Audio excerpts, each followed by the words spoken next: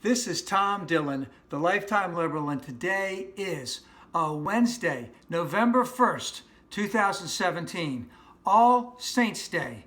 The title of this rant is, When Blatant Racism Arises, Are We to Remain Silent? So John Kelly, the Chief of Staff to the Instigator of Hate, made some comments on Monday in reference to the Civil War. One, he said that Robert E. Lee was an honorable man. Two, he said that the Civil War was a failure of people to compromise.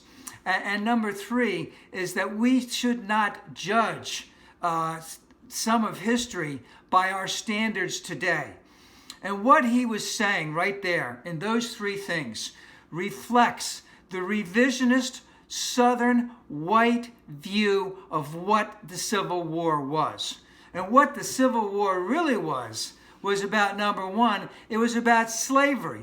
It was about keeping slavery, codifying it into law, and expanding slavery, because part of that, in terms of the Civil War, was that the South wanted to expand slavery into the Western states.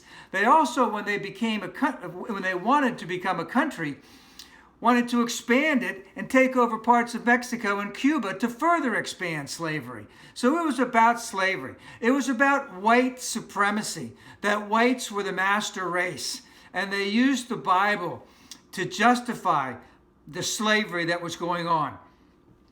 And remember also that Robert E. Lee was a brutal slave owner who endorsed torture. And also remember that when his army went up into Pennsylvania at Gettysburg, they took free Americans who just happened to be black, took them as hostage, brought them back to the South, and sold them into slavery. I would not say that that's very honorable.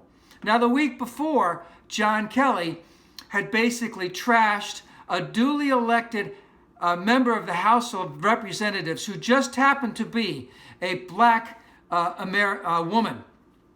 And we know that what he said was a lie because we have video evidence of what her actual comments were. He doubled down on it. Sarah Huckleberry, the press secretary, doubled down on it. So what we know is that at the top, both with the betrayer of trust, the president, and with John Kelly, and with Sarah Huckleberry, we know that they either believe in white supremacy or they support white supremacy. And my question is to my sisters and brothers on the Republican side, when are you going to call out this madness? You know, there has to be continual resistance to this White House in reference to this, because they will continue to blatantly show this overt racism to all Americans, and this must be called out.